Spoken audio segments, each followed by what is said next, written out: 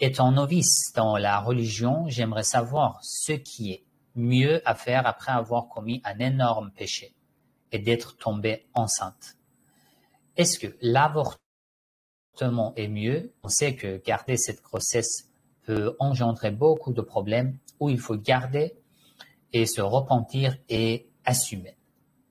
Oui, bien sûr, l'avortement, c'est blâmable. L'avortement fait partie des péchés majeurs. L'avortement, c'est comme tuer une personne, pas de différence. L'avortement n'est pas permis dans l'islam. Même si nous avons commis un tel péché, même si nous sommes dans une telle situation, oui, il faut garder, il faut se repentir. Allah pardonne. Pour le repentir, pour demander pardon, il y a des conditions, il y a des étapes. Et lui, il pardonne. Mais la question n'est pas lui. La question n'est pas concernant Allah. La question nous concerne. Est-ce que moi, je suis prêt à me repentir ou non? Parce que, d'après les hadiths, il y a des étapes pour la personne qui veut se repentir. D'abord, concernant le pardon d'Allah, dans plusieurs versets du Coran, comme dans la sourate Hud, Allah dit « Istaghfiru rabbakum thumma tubu ilayh » Tu demandes pardon à Allah et tu t'orientes à lui, vers lui. Donc, demander pardon et se tourner vers lui. C'est important. Pas seulement demander pardon. Oh Allah, j'ai commis un péché, pardonne-moi, pardonne-moi. Non, tu demandes pardon, tu te tournes vers lui. Ça veut dire, tu te déplaces, tu avances vers lui. C'est ça le repentir. Ça veut dire quoi? J'avance, je me tourne vers Allah. Ça veut dire que je me détourne des péchés. Plus les péchés, les erreurs. Et je ne les refais plus. C'est fini. Et j'essaye de les rattraper. Dans c'est du Coran, Allah a parlé de ce sujet. وَالَّذِينَ إِذَا فَعَلُوا فَاحِشَةً أَوْ ظَلَمُوا أَنفُسَهُمْ Ceux qui ont commis de la perversité ou ils ont fait du tort à eux-mêmes. ذَكَرُوا اللَّهَ D'abord, ils se rappellent d'Allah.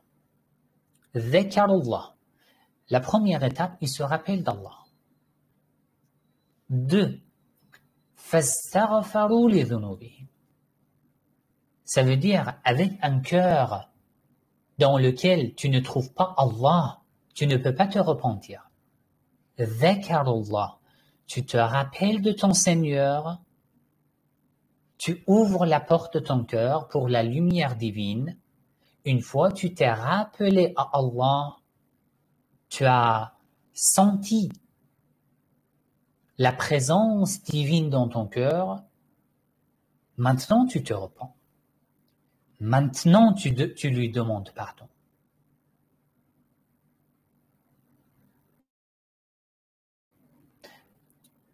À cause d'une habitude. Mettons, astaghfirullah, astaghfirullah, je demande pardon à Allah, etc., etc. Alors que ça, c'est une phrase qui a beaucoup de sens. Ça, c'est sérieux. Il faut être conscient dans quelle situation je dis une telle phrase. Je suis en train de demander à Allah alors que je me rappelle même pas de mon Seigneur, alors qu'Allah n'est cœur. Ça devient une plaisanterie.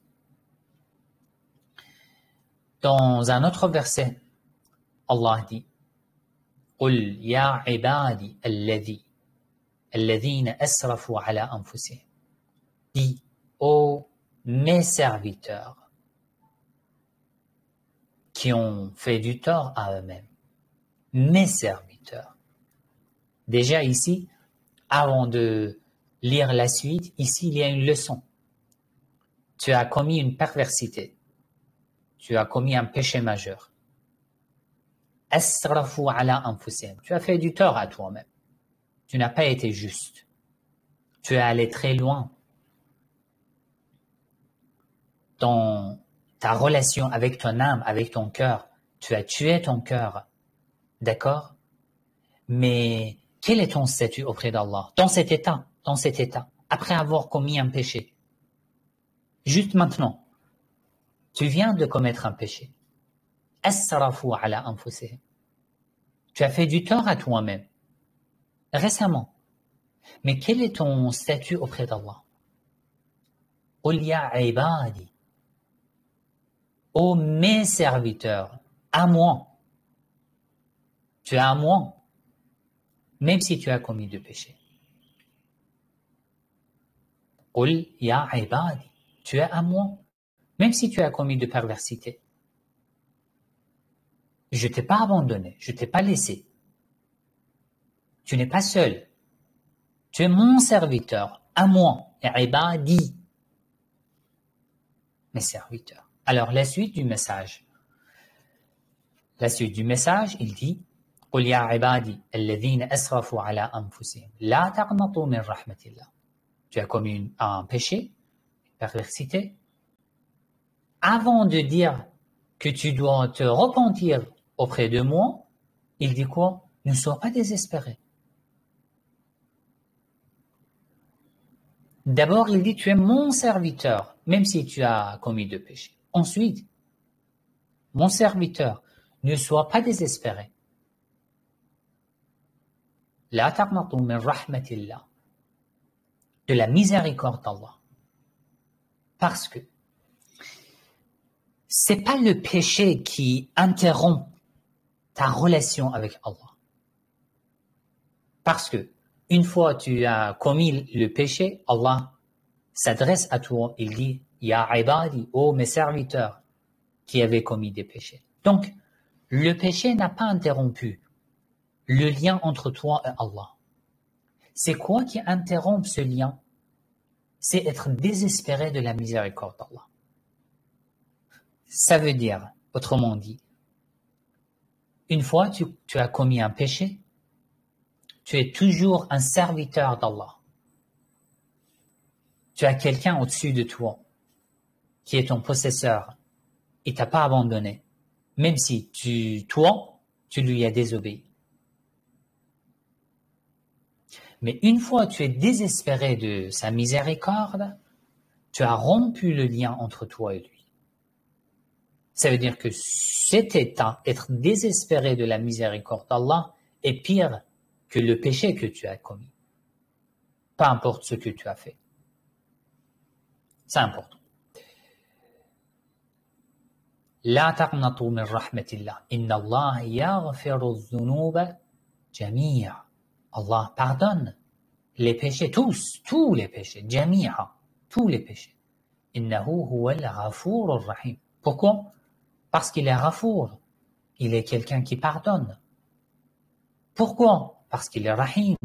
Il est le tout miséricordieux. Ensuite,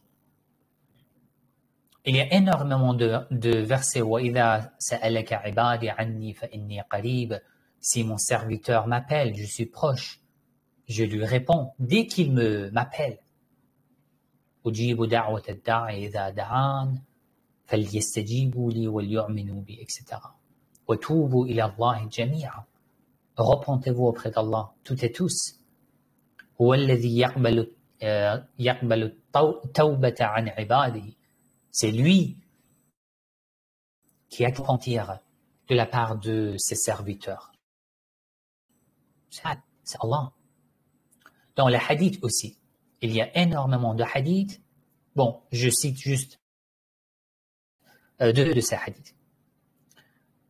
Dans le Coran, Allah nous ordonne de faire un repentir nasuh, pur, un bon repentir. L'imam as-Sadiq alayhi salam, se repentir et comment? هو الذنب الذي لا يعود فيه أبدا. Un bon repentir qui est à 100% accepté.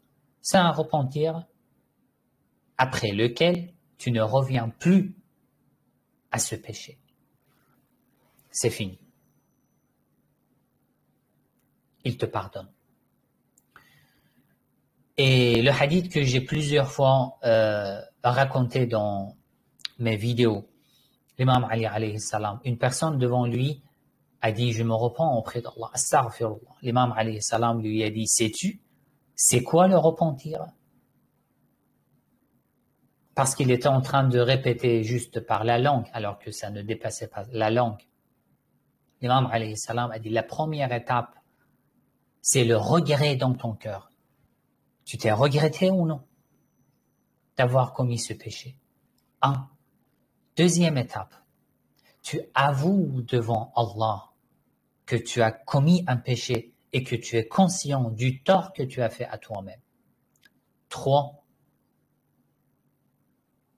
Tu décides de ne plus commettre ce péché. Un engagement entre Allah et toi. Tu donnes une promesse à Allah. Et 4, tu décides de rattraper le passé.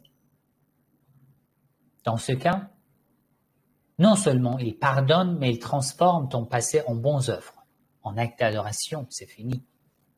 Donc, en réponse à cette question concernant le repentir et si on a fait un péché majeur, par exemple, bien sûr, la porte de la maison de Dieu est toujours ouverte, la porte du repentir est toujours ouverte, et c'est à nous de nous préparer pour aller taper une telle porte, une réponse. C'est à nous.